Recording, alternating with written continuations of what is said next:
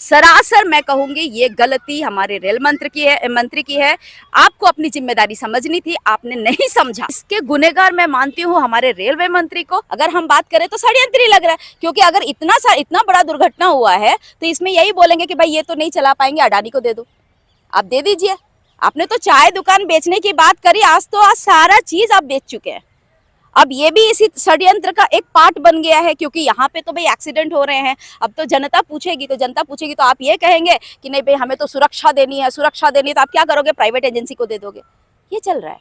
अब ये षड्यंत्र है या एक्सीडेंट है, ये तो सबको दिख रहा है। लेकिन आपके षड्यंत्र, आपके क्या कह सकते हैं हम लोग, आपकी गलती का परिणाम, आप जो ध्यान नहीं दे पाए रेलवे मंत्री और मोदी जी, आप लोग जो सिर्फ वंदे ट्रेन को ध्यान दिए, इस वजह से आज कई लोगों की मृत्यु हो गई।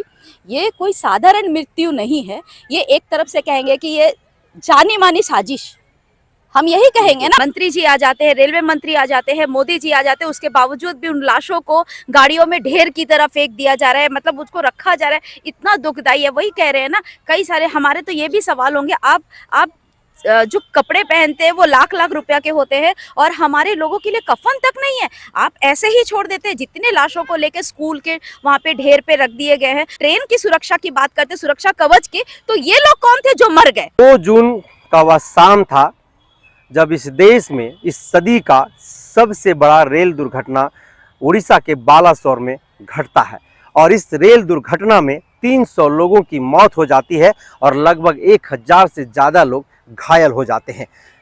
रेल मंत्रालय की तरफ से इतनी बड़ी लापरवाही आखिर कैसे बरती गई, या फिर इस दुर्घटना का गुनहगार कौन है? 2 जून को जो घटना घटा है, इस सदी की सबसे बड़ी रेल दुर्घटना माना जा रहा है उसको। आप उसी राज्य से आती हैं जिस राज्य में यह घटना घटा है, बालासोर में। इस दुर्घटना के गुनहगार के तौर पर आप किसको मानते हैं? आखिर कौन है इसके गुनहगार? जी, सबसे पहले तो मैं ये कहूँगी कि ये काफ़ी दुखद घटना है, क्योंकि अभी कल परसों से हम लोग देखे जा रहे हैं तो अभी 300 लगभग ऐसे डेड बॉडीज़ निकाले गए हैं, जहाँ पे ट्रेन पे कहीं कुचले दबे गए हैं और अभी भी निकल रहा है कितना सारा शव। तो सबसे पहले तो ये भावपूर्ण मेरे तरफ से ये श्रद्धांजलि है हमारे लोगों के लिए। वो भारत, सिर्फ उड़ीसा ही नहीं बल्कि भारतवर्ष में कहीं पर भी होता है तो सब हमारे ही लोग हैं और ये बहुत दुखद है। अभी आप देख सकते हैं कि लोग, माएँ रो रही है, भाई रो रहा है, बच्चा रो रहा है, कोई बाप के लिए रो रहा है, कोई बेटा के लिए रो रहा है, कोई अपने पति के लिए रो रहा है, कोई अपनी बेटी के लिए रो रहा है, कोई कटक जा रहे थे, कोई भुवनेश्वर की ओर जा रहे थे। तो ये जो माहौल देखा काफ़ी दुखदाई है। कुछ लोग जनरल टिकट लेके बैठे हुए थे और वो पूरा बता रहे हैं कि अभी 10 मिनट के दौरान वो एक माँ से बात ही कर रहा था कि माँ अभी हमारा ट्रेन छूट रहा है। जस्ट वो छूट ही रहा था और अचानक से ब्रेक होता है, तो वो कहता है कि माँ फ़ोन कट गया। और ऐसे ही जैसे ही ब्रेक होता है तो वो बच्चा बाहर आके देखता है और वो देखता बस ब्रेक हुआ, फिर नेक्स्ट ब्रेक जैसा ही हुआ तो वो देखता है कि एक्सीडेंट हो गया। ऐसे में वो जो माँ बाप के जो हालात है, वो सभी, कोई मजदूर परिवार से है, कोई काम करने के लिए निकला था, कोई कुछ दिखाने के लिए, चेकअप के लिए, तो बहुत दुखदाई है ये। मतलब 2017 के बाद ये बहुत भयावह एक्सीडेंट है जो माफ़ नहीं किया जा सकता। क्योंकि अब हम लोग देख रहे हैं कि पूरे देश में जहाँ पे कंटिन्यू घटना के बाद घटना। अभी हमने कोरोना में ही लाशों के ढेर देखे थे, जहाँ गंगा में बहाए जा रहे थे, जहाँ पे गड्ढे कोड़ के लोगों को ऐसे फेंका जा रहा था कि शायद गिनती नहीं है। आज हम लोग वहाँ पर देख रहे हैं कि मंत्री जी आ जाते हैं, रेलवे मंत्री आ जाते हैं, मोदी जी आ जाते हैं, उसके बावजूद भी उन लाशों को गाड़ियों में ढेर की तरह फेंक दिया जा रहा है, मतलब उसको रखा जा रहा है। इतना दुखदाई है। वही कह रहे हैं ना, कई सारे हमारे तो ये भी सवाल होंगे, आप जो कपड़े पहनते हैं वो लाख लाख रुपया के होते हैं और हमारे लोगों के लिए कफन तक नहीं है, आप ऐसे ही छोड़ देते हैं। जितने लाशों को लेके स्कूल के वहाँ पे ढेर पे रख दिए गए हैं, तो बताइए वो जीवन जीने का हक, जहाँ पे हमें कहा जाता है कि आपको मरने के बाद भी आपको सम्मान मिलेगा, क्या यही सम्मान है? एक तो आपके माध्यम से जो आपने रेलवे ट्रैक, रेलवे मंत्री, रेलवे को लेके जो गलतियां हुए, उनके चलते हजारों, मतलब कितने लोग वहाँ पे, हजारों लोग अभी इंजर्ड है, जो वो लोग अभी भी परेशानी में है कि वो किस तरह के हालत में, आप लोग सब समझ सकते हैं। और जो जिनकी मृत्यु हो गई है वो तो छोड़ ही दीजिए, मतलब हम लोग क्या ही कहें, हमारे पास कोई शब्द नहीं है। और इसके गुनहगार मैं मानती हूँ हमारे रेलवे मंत्री को, क्योंकि अभी आप देख सकते हैं कि वंदे भारत ट्रेन को हमारे मोदी जी जाके ग्रीन सिग्नल दिखाते हैं। आप उसमें सुरक्षा कवच की बात करते हैं। सुरक्षा कवच के लिए आपने जितने बजट की बात की, आपने उतने बजट दिए नहीं है, और आप सुरक्षा कवच के लिए पूरा ढिंडोरा पीट रहे हैं, पूरे देश में ढिंडोरा पीट रहे हैं कि हमने सुरक्षा कवच लगा दिया। कहाँ गया आपका सुरक्षा कवच? और उसके बाद आप जो जितने ट्रेन है, आप सिर्फ वंदे भारत वाले ट्रेन को आप हरी झंडी दिखा रहे हैं, उसको आप बंदोबस्त कर रहे हैं क्योंकि वहां पे अमीर लोग बैठते हैं, और हमारे गरीब मजदूर लोगों के लिए वो ट्रेन की जरूरत नहीं है, सुरक्षा की जरूरत नहीं है। आप तो उस ध्यान ही नहीं दे रहे हैं। अब देखिए जो पैसेंजर्स, आई मीन जो एक हावड़ा पैसेंजर, उसमें भी लोग बैठते हैं, आप कोरोमंडल उसमें भी लोग बैठते हैं, और ये दोनों में पैसेंजर्स थे। ये जितने भी पैसेंजर्स थे कोई अमीर लोग नहीं है, अधिकांश वहाँ पे परिवार वाले लोग जाते हैं, क्योंकि हर किसी के पास फ्लाइट में जाने की औकात नहीं है हमारी, और हर कोई वंदे ट्रेन में बैठने की औकात नहीं है। परिवार से, मजबूत मजदूर से, कई सारे ऐसे मिडिल क्लास फैमिली अपने परिवार को लेके बैठे हैं, और वहाँ पे हम लोग देख रहे हैं कि मोदी जी जो है क्या करते हैं, हरी झंडी दिखाते हैं। पर क्यों दिखा रहे हैं? आप सिर्फ उसको देख रहे हैं क्योंकि वो अमीर लोग का ट्रेन है। आप ये गरीब लोगों के लिए आपकी कोई जिम्मेदारी नहीं है। आप भारत सरकार के लिए, आप सरकार बने हो, आप अगर पूरी ट्रेन की सुरक्षा की बात करते, सुरक्षा कवच की, तो ये लोग कौन थे जो मर गए? क्या वो उन लोगों की तरफ से आपको वोट नहीं मिला था? क्या उन लोगों ने आपको नहीं जिताया था? क्या उन लोगों ने आपको सम्मान नहीं दिया? आप तो उसके लिए तो कुछ नहीं कर रहे, आप हरी झंडी दिखाते जा रहे। और सबसे दुखदाई बात है, जिनको रेलवे मंत्री बनाया गया है, वैष्णव जी को, आप कहीं पर नजर नहीं आते। आपको ये भी, जो हमारा रेलवे बोर्ड है, उन्होंने कई बार चेतावनी दी। 2022, ऐसा नहीं है कि ये पहले, ये 2017 के बाद ये नेक्स्ट एक्सीडेंट है, बल्कि यहाँ पे 2021 से लेके 23 तक शायद 38 या 45 लगभग द हिंदू न्यूज के माध्यम से, विजय जी के जो रिपोर्टिंग के माध्यम से ये दिखाया गया है कि ये सेकंड कोई एक्सीडेंट नहीं है, बल्कि इसके बीच बीच में कई सारे ऐसे एक्सीडेंट होते रहे हैं। और रेलवे बोर्ड ने इसकी चेतावनी भी दी है कि आप एंटी कलिज्म और एक है एंटी डिरेलमेंट जो सुरक्षा यंत्र है, उसको सभी ट्रेन में लगाया जाए, लेकिन उन लोगों ने लगाया नहीं अभी तक। और ये तो भगवान भरोसे सारी ट्रेनें चल रही है। इसका मतलब हम जैसे लोग, हम जैसे मिडिल क्लास फैमिली वाले का जिंदगी का कोई मोल ही नहीं है। तब तो फिर मोदी जी, मैं तो आप ही को बोलूंगी ना, क्योंकि सरकार आप है, आप रेलवे मंत्री को भी ये अधिकार नहीं दे रहे कि वो जाके रेलवे को, आप रेलवे मंत्री अगर प्रेस कॉन्फ्रेंस कर रहे हैं तो आप वहां पे बीजेपी कार्यालय में जाके करें, ये क्या मतलब है? आप रेलवे मंत्री हो, आप देखो ना कि आपके ट्रेन में सुरक्षा है कि नहीं, आपके ट्रेन में जितने पायलट है वो सही तरीके से काम कर रहे हैं कि नहीं। इधर ईस्ट वाले ले लीजिए, साउथ वाले ले लीजिए, 12 घंटे तक पायलट, जो हमारे लोको पायलट है वो काम कर रहे हैं, 12 घंटे से अधिक काम कर रहे हैं। हाँ, उनको सुरक्षा, उनको भी तो रेस्ट चाहिए, उनके स्वास्थ्य की आपको कोई फीलिंग्स नहीं है। जो 1.5 लाख अभी बताया जा रहा है, 3,11,438 जो पदे खाली हैं, वो उन पदों का क्या, जो गैजेटेड में बताया जा रहा है, संख्या बताई जा रही है। और अभी रिसेंटली हुआ है, शायद 21 मई को लोकसभा में जवाब दिया है रेलवे मंत्री ने, वैष्णव जी ने, कि इतना इतना नॉन गैजेटेड है, और ये 3,11,438 या 48 समथिंग कुछ है। तो ये है, तो आप फिर कर क्या रहे हो? नाम है आपका संदीप पाठक जी, जो स्थायी समिति मेंबर है, सदस्य, उन्होंने भी कहा कि भाई इसमें सुरक्षा यंत्र लगाया जाए। तो आपको तो बार बार चेतावनी दी जा रही है 21 से 23 तक, जितने 38 या 40 समथिंग एक्सीडेंट्स हुए, तो आप कर क्या रहे हैं? रेलवे मंत्री कर क्या रहे हैं? हाँ? और बस आप टिकट ले रहे हो, आपको सुरक्षा चाहिए तो वंदे भारत ट्रेन के लिए, आपको सुरक्षा चाहिए तो एरोप्लेन में उड़ने वाले लोगों के लिए, आपको सुरक्षा चाहिए तो हेलीकॉप्टर में जाने वाले मंत्री और बड़े बड़े पदों के लिए। हमारे ये लोग जिससे आप लोग वोट लेते हैं, क्या उनकी सुरक्षा आपकी जिम्मेदारी नहीं है? उनकी जिम्मेदारी आपकी, तो फिर आप लोगों ने क्यों उस चीज को, ये जो रक्षा मंत्र कवच की बात है, क्यों नहीं लगाई? सब सरासर मैं कहूंगी ये गलती हमारे रेल मंत्री की है। आपको अपनी जिम्मेदारी समझनी थी, आपने नहीं समझा। आपने हर हमेशा अपनी जिम्मेदारी को नरेंद्र मोदी जी को क्यों दिया?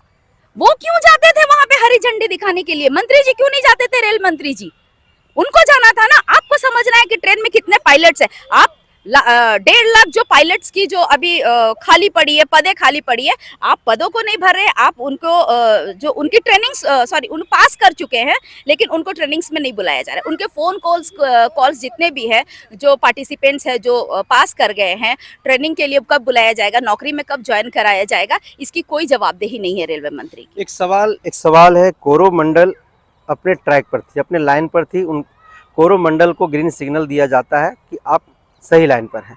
अचानक उस लाइन को बदल दिया जाता है और जितनी तीव्र गति से कोरोमंडल आ रही थी वो लू साइड में चली जाती है और एक मालगाड़ी खड़ी होती है, मालगाड़ी में जाकर के कोरोमंडल टकरा जाती है, जिससे कई बोगियों का जो है सो छितरा उड़ जाता है, टुकड़ा टुकड़ा एकदम हो जाता है, लगता है जैसे कोई कबाड़ी यहाँ पर जो है सो दुकान लगा हुआ है। उधर से हावड़ा एक्सप्रेस की ट्रेन आ रही है, उससे टकराती है और फिर कुछ डब्बे उड़ जाता है उसमें।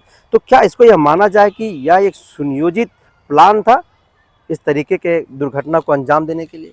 देखिए, ये तो ज़रूर हुई है, तो जांच का विषय उन्होंने लगा दिया है।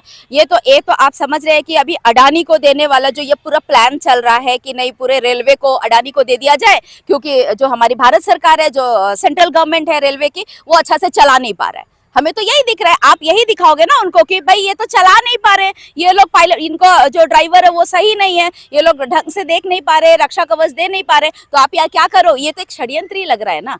अगर हम बात करें तो षड्यंत्र ही लग रहा है, क्योंकि अगर इतना बड़ा दुर्घटना हुआ है तो इसमें यही बोलेंगे कि भाई ये तो नहीं चला पाएंगे, अडानी को दे दो। आप दे दीजिए।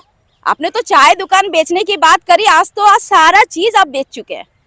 अब ये भी इसी षड्यंत्र का एक पार्ट बन गया है, क्योंकि यहाँ पे तो भाई एक्सीडेंट हो रहे हैं। अब तो जनता पूछेगी तो आप ये कहेंगे कि नहीं भाई हमें तो सुरक्षा देनी है, तो आप क्या करोगे? प्राइवेट एजेंसी को दे दोगे। ये चल रहा है। अब ये षड्यंत्र है या एक्सीडेंट है, ये तो सबको दिख रहा है, लेकिन आपके षड्यंत्र, आपके क्या कह सकते हैं हम लोग, आपकी गलती का परिणाम, आप जो ध्यान नहीं दे पाए रेलवे मंत्री और मोदी जी, आप लोग जो सिर्फ वंदे ट्रेन को ध्यान दिए, इस वजह से आज कई लोगों की मृत्यु हो गई। ये कोई साधारण मृत्यु नहीं है, ये एक तरफ से कहेंगे कि ये जानी मानी साजिश, हम यही कहेंगे ना। भाई आपने लगाया नहीं तो आप तो समझ सकते थे कि एक्सीडेंट हो सकता। आप उड़ीसा से बिलोंग करती हैं, इस वक्त आप झारखंड में हैं। जब यह दुर्घटना घटी उसके बाद लोगों से आपकी बातचीत हुई होगी, घर के परिवार के लोगों से क्या कुछ बातचीत हो रही थी, क्या कुछ वो लोग बता रहे थे? काफ़ी दुखद मेरी सिस्टर से मेरी बात हो रही थी, और मतलब क्या ही कहे, मतलब मुझे भी अभी शायद खराब लग रहा है, क्योंकि दुखद है।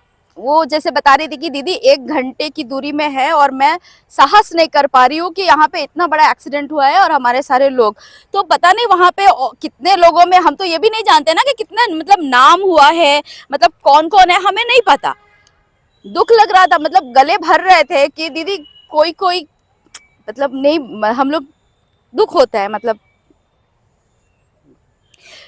कोई भी हो सकता है उस बीच में। अब उसको हम लोग शायद बयान नहीं कर सकते, क्योंकि परिवार किसी का भी है, सबसे जुड़ा हुआ है, और ऐसे स्थिति में हम लोग नेचुरल दर्द तो दर्द ही है, और क्या ही कहूँ।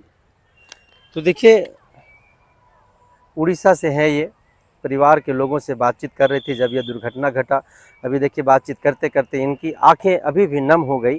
तो ये दिल दहला देने वाली जो दुर्घटना घटी है, जिसमें 300 लोगों की जो है सो मौत हो गई है, और ये दर्दनाक मौत कहीं ना कहीं इस देश के लिए एक कहीं ना कहीं काला अध्याय लिख करके चला गया। जो केंद्र में शासित जो सरकार है उसके ऊपर एक सवालिया निशान भी है, जो दर्दनाक जो है घटना खड़ा करके चला गया। क्योंकि अब तक की इस भारत में इस सदी की सबसे बड़ी रेल दुर्घटना के तौर पर इसको देखा जा रहा है, क्योंकि एक साथ में 3-3 ट्रेनों का दुर्घटना हो जाना और उस दुर्घटना में 300 लोगों की मौत हो जानी, ये बहुत बड़ी बात होती है। आपने देखा होगा कि अप लाइन में कोरोमंडल जो ट्रेन आ रही थी उसको पहले ग्रीन सिग्नल दिया जाता है, फिर उसकी ग्रीन सिग्नल को बंद कर दिया जाता है, लाइन बदल जाती है और उसी के कारण जो है सो लू साइड में चली जाती है। बगल में एक मालगाड़ी खड़ी होती है और उस मालगाड़ी से जा कर के कोरोमंडल टकरा जाती है और डब्बों की जो है सो छितरी उड़ जाती है, डब्बा बिखर जाता है और वहाँ से चिल्लाने की आवाज़, रोने की आवाज़, इस तरीके के कई आवाज़ गूंज रही थी। और धीरे धीरे पूरे 500 के रेडियस में केवल एक ही आवाज़ गूंज रही थी, बचाओ बचाओ बचाओ। रोने की आवाज़, चिल्लाने की आवाज़, चीखने की आवाज़, पूरे 500 के रेडियस में मातम छा गया था। ये दोष तो ये भी है कि सिग्नल किसने दिया, ये दोष ये भी है कि सिग्नल किसने दिया, जब आपको पता है कि वहाँ से हावड़ा एक्सप्रेस आ रही है, यहाँ से कोरोमंडल जा रही है, और एक मालगाड़ी खड़ी हुई है उसी ट्रैक में, तो ये भाई सिग्नल कैसे दिया? अगर आप लोगों को ट्रांजैक्शन सब कुछ हो रहा है, टेक्निकली आप लोग के पास सारी व्यवस्थाएं हैं, आप बता रहे हैं कि वहां से वो ट्रेन छूट रही है, अभी इतने दूरी में है, अभी वो ट्रेन को आप ट्रैक खाली है उस ट्रैक में, तो ये सिग्नल कैसे और किसने दिया? आप कैसे लोगों को पद पे रख रहे हैं? आप कैसे लोगों को नौकरी जो चयन कर रहे हैं? हमें ये नहीं समझ में आ रहा है। आप कैसे लोगों को ट्रेनिंग दे रहे हैं कि वो लोग ट्रेन कब जा रही है, किसको हरी झंडी दिखानी, किसको रेड झंडी दिखानी, आपको ये भी नहीं पता। आपने ऐसे लोगों को वहां पे चयन किया है। दुख की बात तो ये भी है ना, आपने हरी झंडी दिखाई तभी तो वो लोग ट्रेन गई ना। हम ड्राइवर को दोष नहीं देंगे, क्योंकि ड्राइवर का समय हो गया, हरी झंडी उसको दिखाया गया तो ड्राइवर लेके ट्रेन लेके चला गया, क्योंकि उसमें ड्राइवर की भी जिंदगी खतरे में थी और वो बिल्कुल लेके वो चढ़ा क्यों? क्योंकि उसको तो हरी झंडी मिल गई ना। अब मोदी जी आप हरी झंडी दिखाना बंद कर दीजिए, बहुत हो गया तमाशा।